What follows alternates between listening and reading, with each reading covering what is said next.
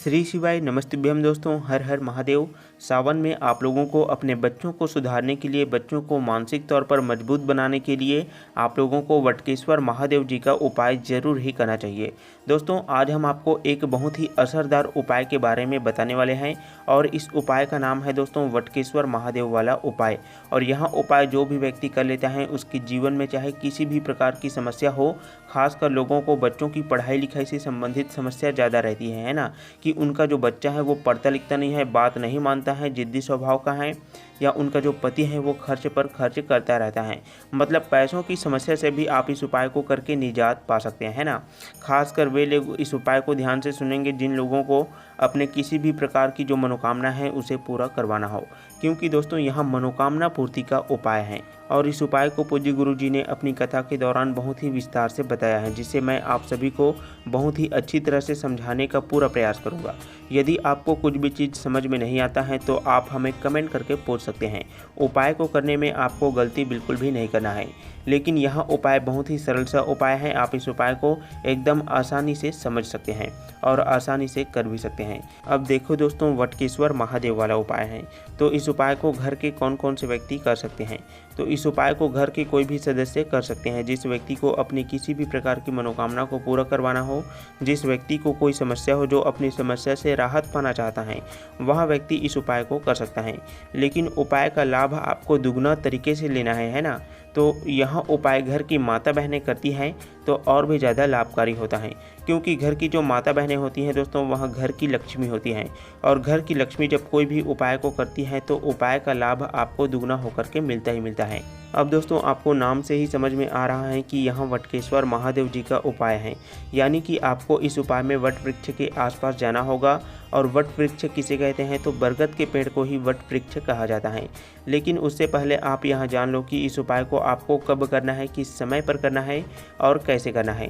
तो दोस्तों, वटकेश्वर महादेव का उपाय है और वटकेश्वर महादेव जी के उपाय को सिर्फ और सिर्फ आपको सोमवार के दिन ही करना है।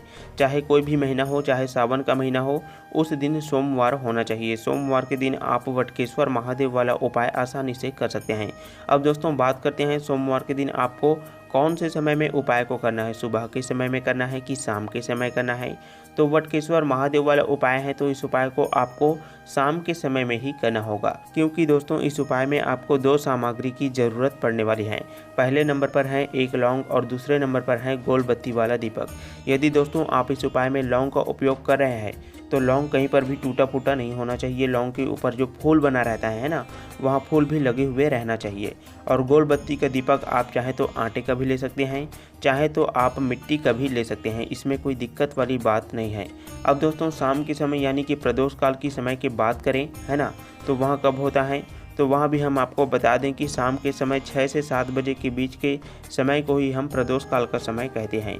इस समय सूर्य अस्त होता रहता है ना, तो इस समय को ही आपको वटकेश्वर महादेव वाला उपाय कर लेना है।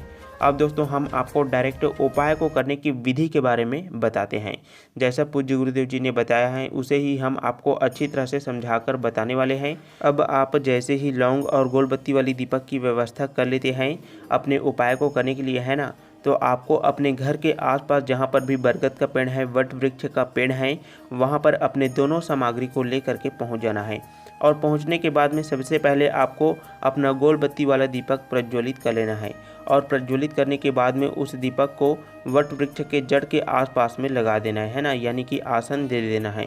अब यहाँ पर आपको ध्यान से सुनना है दोस्तों, आपने जो एक लौंग लेकर के आए हुए हैं, है ना, उसको आपको अपने हाथ में पकड़ लेना है और हाथ जोड़कर वटकेश्वर महादेव जी से प्रार्थना करना है, या आपकी कोई मनोकामना है जिसे आप होता हुआ देखना चाहते हैं तो उसका स्मरण आप कर सकते हैं। यदि आपका बच्चा बहुत ज़्यादा जिद्दी स्वभाव का है, बिल्कुल भी बात नहीं मानता है, तो आपका बच्चा समझदार बने, पढ़ाई लिखाई में होशियार बने, ऐसा आपको भोलेनाथ जी से प्रार्थना कर लेना है। मतलब आपकी किसी भी प्रकार की मनोकामना हो सकती है दोस्तों, उसे आपको भगवान भोलेनाथ जी को मन ही मन प्रार्थना करके बता देना है। यदि आप भगवान भोलेनाथ जी को नहीं भी बताते हैं अपनी समस्या को, तो भोलेनाथ जी आपको इतना देते हैं जितना कि आप सोच भी नहीं सकते हैं, है ना। तो आप सिर्फ उपाय को करके भी अपने घर पर आ सकते हैं, क्योंकि हम मनुष्य तो नादान होते हैं दोस्तों, है ना। हम भगवान से कुछ भी मांग लेते हैं, लेकिन भगवान हमें वही देता है जो हमारे लिए सही होता है। इस बात का भी आप लोग ध्यान ध्यान रखिएगा।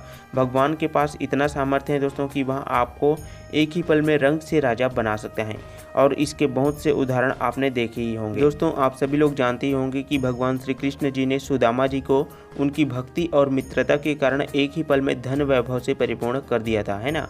तो दोस्तों यहाँ पर हमने आपको वटकेश्वर महादेव जी के उपाय को बताया है ना। यह उपाय आप आसानी से किसी भी सोमवार को कर सकते हैं।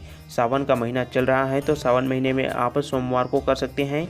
और यदि दोस्तों आपने बहुत से उपाय किए हैं और अभी तक आपको लाभ नहीं मिला है तब भी आप लोग घबराएं नहीं, बाबा भोलेनाथ जी पर विश्वास बनाए रखें।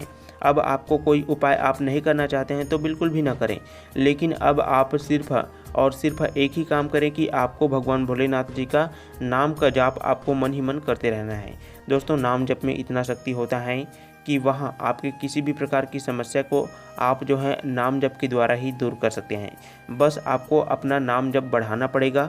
जितना ज़्यादा आप नाम जप करेंगे आपकी जो पहले के पुराने जन्म के जो पाप हैं वह पूरी तरह से नष्ट हो जाएगा। उसके बाद में आपकी समस्याओं का अंत पूरी तरह से होगा और आप सुखमय जीवन व्यतीत करने लगेंगे।